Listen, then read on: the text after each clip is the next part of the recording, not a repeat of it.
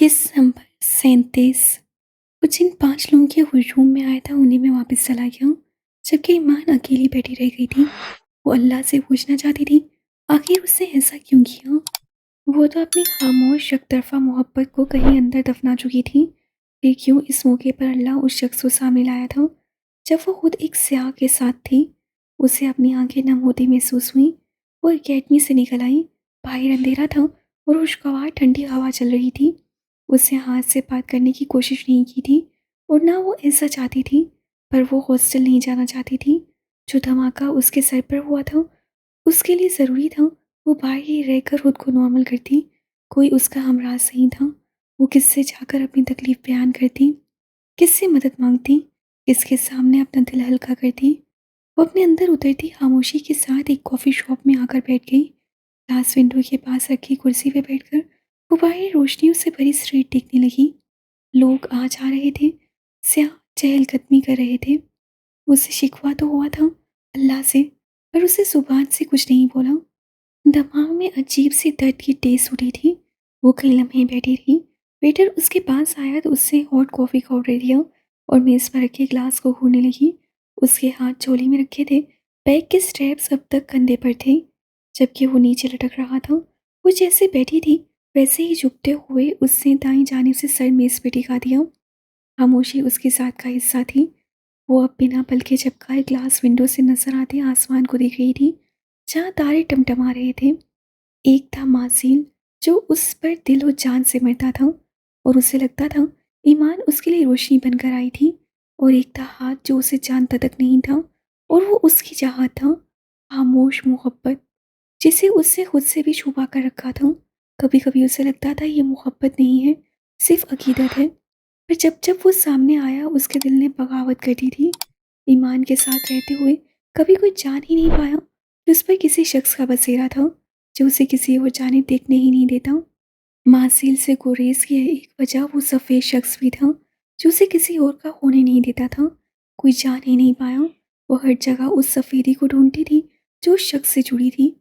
ये तब मज़ीद बढ़ गई थी जब उसने एक बार हाथ को मिस्टर ग्रे वाले अकाउंट पर लाइव देखा था। वो वैसा ही था जैसा इंसान उसे चाहिए था। वो उसके दिल बसने वाले उस बुत पर पूरा उतरता था, जो उसके लाशोर में उसके हमसफ़र का बन चुका था। या अल्लाह पाक, मुझे हिम्मत देकर रखना। उसे खामोशी से आसमान को तकते नम आंखों और खामोश लबों से इल्तिजा की थी। उससे मोहब्बत को खुद से छुपा कर रखा था। उससे कभी अल्लाह से भी उस बारे में कोई बात नहीं की थी, क्योंकि उसे अल्लाह से हया आती थी। उससे शर्म महसूस होती थी तो कैसे किसी शख्स का नाम धड़ल्ले से अल्लाह के नाम ले और उससे कहे कि अल्लाह जी, मुझे ये पसंद है। जब उससे इतना छुपाया था, तो फिर कैसे वो शख्स उसके सामने आकर उसके साथ का भरम तोड़ सकता था? वो जाने कब तक बेजान यूं ही लेटी रही। वेटर उसका ऑर्डर रख कर जा चुका था। जब उसकी नज़र आसमान से पलटी तो ग्लास विंडो के पार खड़े शख्स को देखकर वो साकित रह गई। हाँ, वो वही था, बदतमीज़, गुस्साख और सालिम, अब्दुल। वो अपने 80 खुले में विंडो के पार खड़ा उसे देख रहा था। वो झटके से उठ बैठी। अभी तक उसका सॉन्ग प्ले रिलीज नहीं हुआ था। 1.5 साल होने वाला था। उसे 1.5 साल बाद अब्दुल को देखा था। उसकी आंखों में हैरानी थी। अब्दुल भी उसे ही देख रहा था। जाने वो कब वहाँ किसी जिन की तरह आया था। जब उससे ईमान को उठकर बैठते देखा तो वो दखली दरवाजे की जाने बढ़ गया और फिर अगले चंद पलों में वो उसके सामने बैठा था। ईमान हैरत के गहरे समंदर में थी। वो पहले से ज़्यादा मजबूत हुलिये में था, एक बॉक्सर के हुलिये में। दोनों एक दूसरे के सामने खामोश बैठे थे। उसे आज ईमान का ख्याल क्यों आया था? कैसी हो ईमाने? दिल आखिर उससे ही खामोशी को तोड़ा। जिंदा हूँ, वो होली से बड़बड़ाई। अब्दुल उसे देख रहा था, जबकि ईमान की नज़र हॉट कॉफ़ी के मग पर थी। उससे नहीं पूछा वो कैसा था, ना पूछा वो कहाँ था, ना पूछा उसकी वाइफ कैसी थी।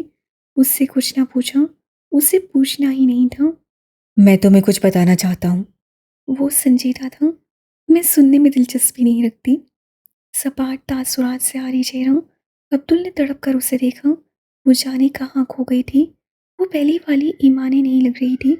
उसकी रंगत, उसका गुस्सा, उसकी हंसी, उसकी हफ्की भरी हुई, कुछ भी पहले जैसा नहीं था। 1.5 साल ने उसे काफ़ी बदल दिया था। मैं फिर भी सुनाना चाहूँ तो अब्दुल ने डरते दिल के साथ पूछा, कहीं वो कड़क सा जवाब देकर दिल ही ना तोड़ दे। उस पर ईमान ने नसें उठाकर उसे देखा। सबसे सुर्ख हो चुकी स्याह आंखें उसे घूर रही थीं। उन आंखों में बहुत सारे शिकवे थे, पर उसके लब खामोश रहे। दोस्ती के नाम पर फिर से धोखा देना चाहते हैं?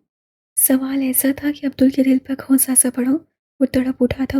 वो उसे सब बताना चाहता था। उसे बताना चाहता था वो क्यों चला गया था। वो उसे बताना चाहता था वो उसकी उनसे आंखों में किसी और का अक्स देख चुका था, पर वो भी कुछ ना बता पाया। ईमान अभी तक उसे देख रही थी। वो हाथ से मुशायबा था। उसकी ग्रे आंखें बिल्कुल वैसी थीं। उसका चेहरा काफ़ी हद तक मिलता-जुलता था, पर जो नहीं मिलता था, वो उनका हुलिया था। इसीलिए वो दोनों एक दूसरे से बिल्कुल अलग दिखते थे। पर ईमान को अब्दुल के चेहरे में किसी और की झलक नज़र आ गई थी। इसीलिए उससे अब्दुल से एक बार कैफ़े जॉमी के बाहर बैठे कुछ कहा था। ऐसा क्यों लगता है जैसे ये चेहरा मैं पहले भी देख चुकी हूँ। अच्छा, कहाँ देखा था? पाकिस्तान में रेलवे स्टेशन पर। मासी की याद किसी फिल्म की तरह चलने लगी। सब कितना अच्छा था। ना कोई मासील था, ना कोई हाथ था, ना स्याही थी, ना सफ़ेदी। बस वो दोनों थे, अच्छे दोस्त। उस रोज़ अब्दुल जान गया था उससे रेलवे स्टेशन पर किसे देखा था, और वो शायद ये भी जान गया था कि ईमान के लिए वो चेहरा किस कदर अहम था। पर ईमान आज तक नहीं जान पाई थी कि दोनों की आंखें कैसे इतना मिलती थीं। क्या उसने तुम्हें ढूँढ लिया? वो संजीदा था। किसने? वो उलझी, जबकि अब्दुल ठटक गया। किसकी बात कर रहे हो? ईमान को कुछ गलत होने का एहसास हुआ था। उसकी छठी हिस्स किसी खतरे की घंटी बजा रही थी, जबकि अब्दुल खामोश रहा। उसे समझ न आया कि ईमानी का नाम लेने के बावजूद वो उसे कैसे ढूंढ ना पाया। क्या तुम मासील को जानते हो? वो धड़कते दिल के साथ बोली। चेहरे पर खौफ के साए उभर आए थे, जबकि अब्दुल कहीं और उलझा हुआ था। मासील? अब्दुल सिर लब बड़बड़ाया। ये नाम उसने कहीं सुना था। हाँ, अदहम जबील उर्फ मासील। क्या तुम उसे जानते हो? ईमान ने खुश्क लबों पर जुबान फेरते तेजी से पूछा। तो अब्दुल को कॉफ़ी शॉप की बिल्डिंग अपने सर पर गिरती हुई महसूस हुई। वो अब हैरत से ईमान को देख रहा था। वो कैसे अदम को जानती थी?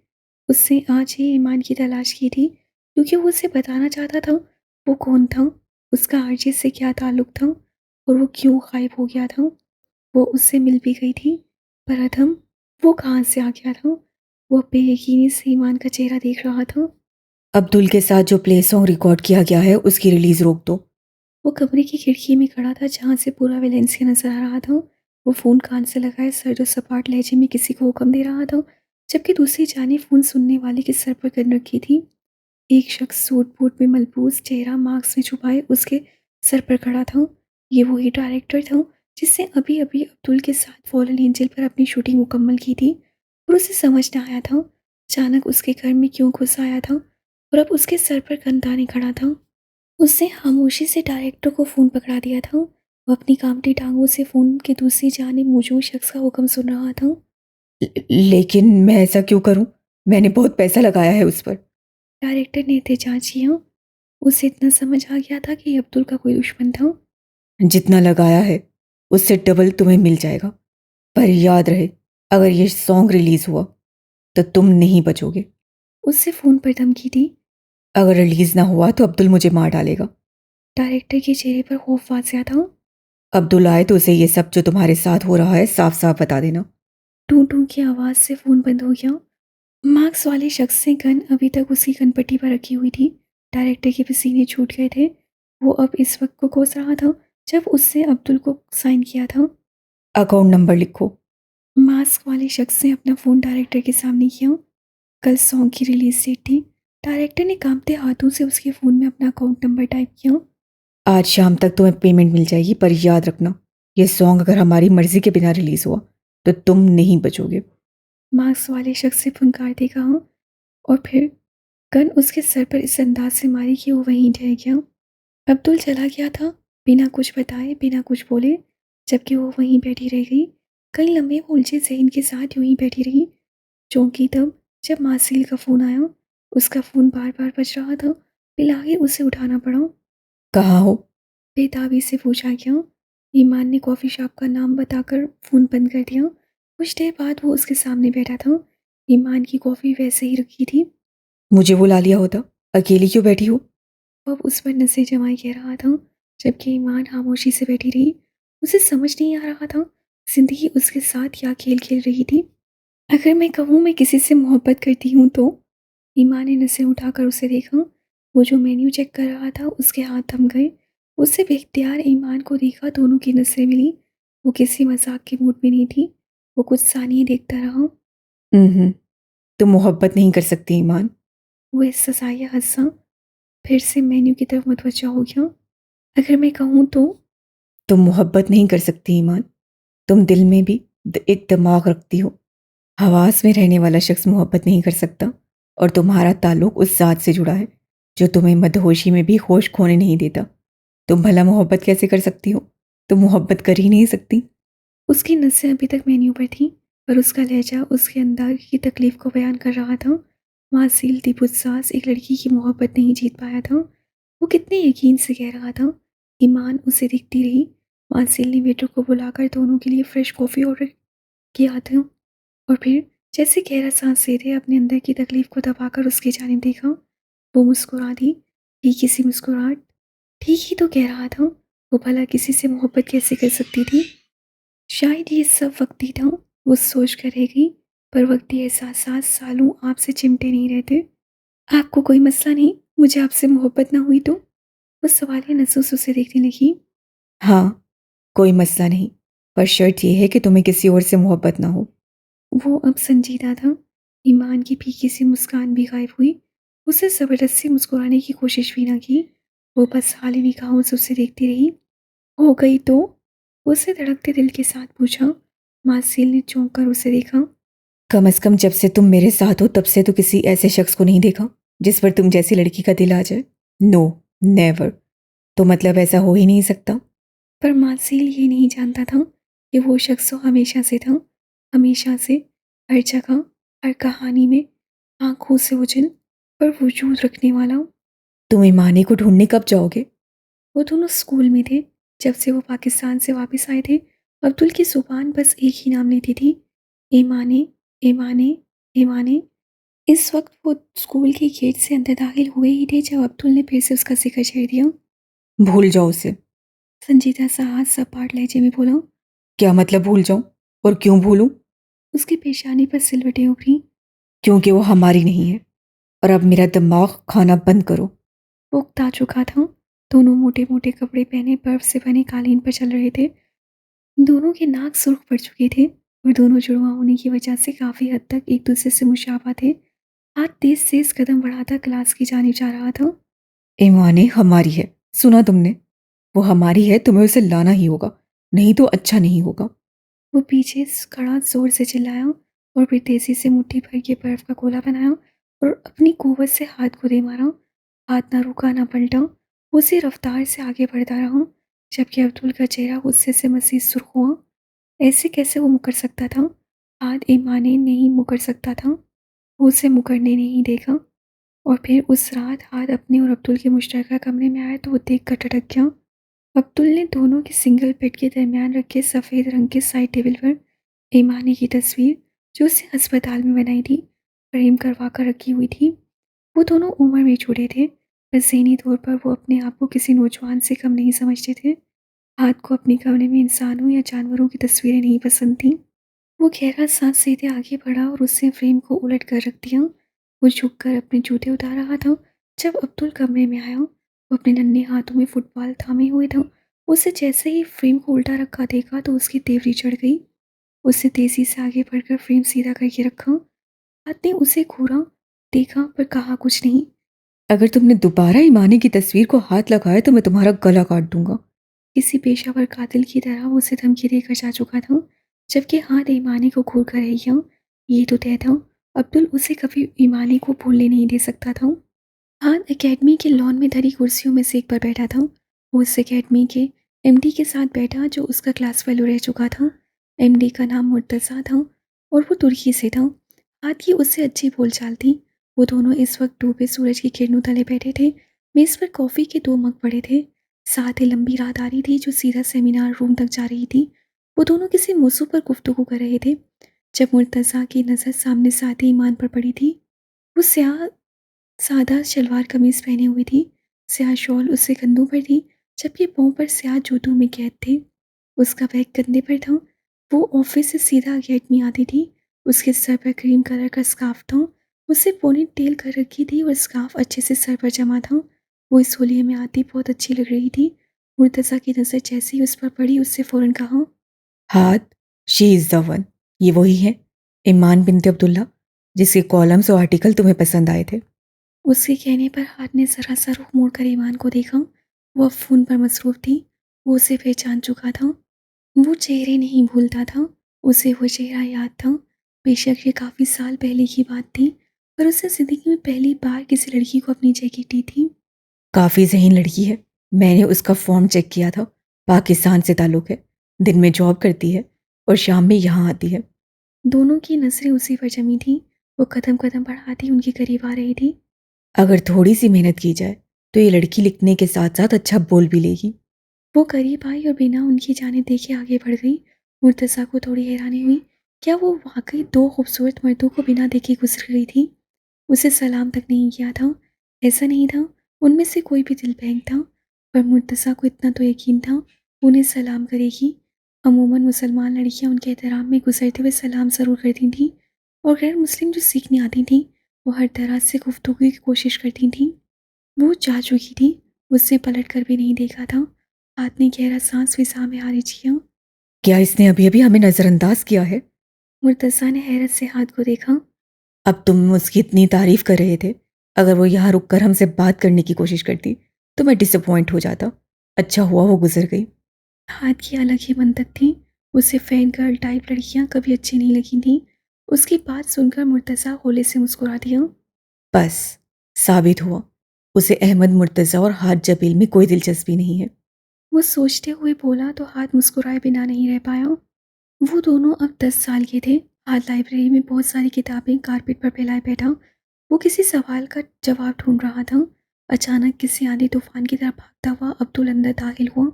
उसका सांस फूला हुआ था। वो जिस तेजी से आया था, आते ही दरवाजे के साथ रखे टेबल से टकराया। कांच का भारी गुलदान नीचे गिरा। जमीन पर कारपेट पीछे होने की वजह से वो बच गया। वो हमेशा ऐसे ही आता था।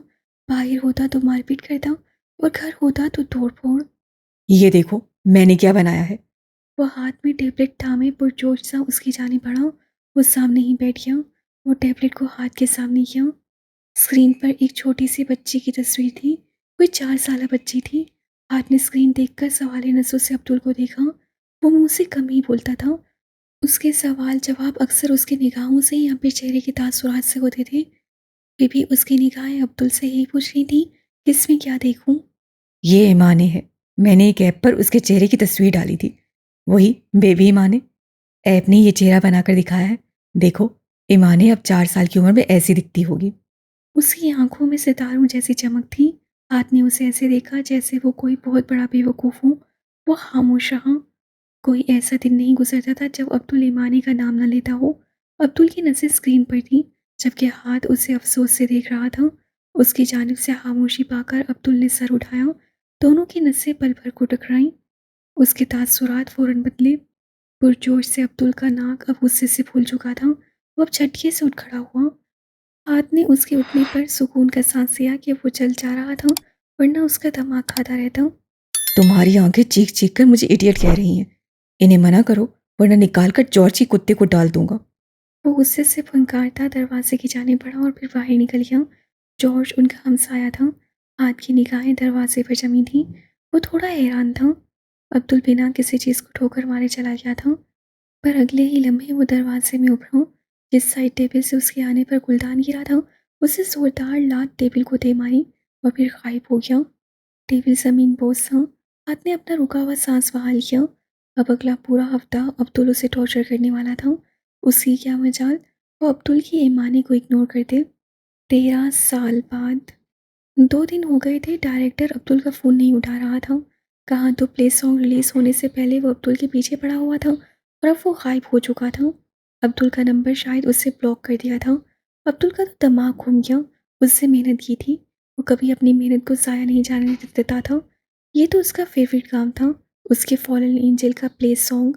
उससे किसी तरह डायरेक्टर के असिस्टेंट को ढूंढा। क्योंकि डायरेक्टर कहीं छुपा हुआ था। असिस्टेंट का नाक फोड़कर उसे डायरेक्टर का पता उगलवाया और फिर 1 घंटे बाद वो डायरेक्टर के सर पर पहुँच गया। अब्दुल को देखकर डायरेक्टर को अपनी मौत नज़र आने लगी थी। खुद बताओगे सब, ये जबड़ा तोड़ दूँ? उसका लहजा खसबनाक था। डायरेक्टर ने बेख्तियार थूक निकला। उसे अब्दुल के यहाँ आने की उम्मीद नहीं थी। उसे अपने फ्लैट के बाहर गार्ड खड़े कर रखे थे, पर अब्दुल बॉक्सर था। डायरेक्टर शायद ये भूल गया था। अगले ही पल डायरेक्टर ने सब उगल दिया। अब्दुल खामोशी से सुनता गया और उसकी कनपटी की रगें उभरती गई। पैसे किस अकाउंट से ट्रांसफ़र हुए थे? उससे खुद पर काबू पाते बस यही सवाल किया। डायरेक्टर ने बिना चूं चढ़ा उसे अकाउंट नंबर दे दिया। अब्दुल झटके से उठा। मुझे कुछ हो गया तो? डायरेक्टर खौफज़दा था। मास्क वाला शख्स पिस्तौल ताने उसे सोते जागते हर जगह नजर आता था। तुम्हें कुछ नहीं होगा।